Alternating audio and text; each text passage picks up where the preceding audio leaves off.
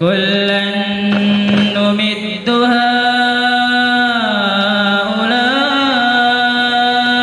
وهؤلاء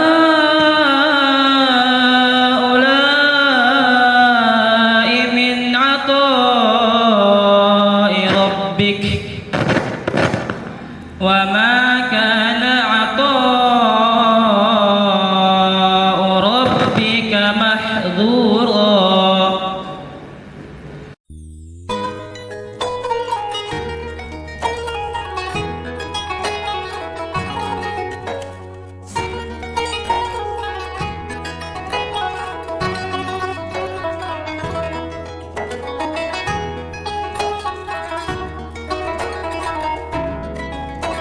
Bunda, kalau sudah dewasa nanti, aku mau jadi arsitek supaya bisa bikin rumah yang besar banget buat Bunda.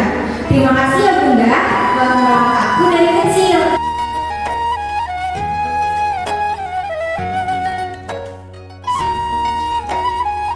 Jadi mulai usia SMP, biarkan anak-anak kita mulai mampu menyelesaikan masalahnya sendiri tanpa bantuan kita. Dan kita percayakan kepada anak kita bahwa anak kita bisa menyelesaikan masalah itu.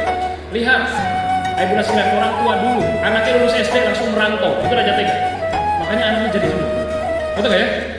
Jadi kita bisa raja tega, biarkan anak-anak kita mulai menyelesaikan masalah realitanya.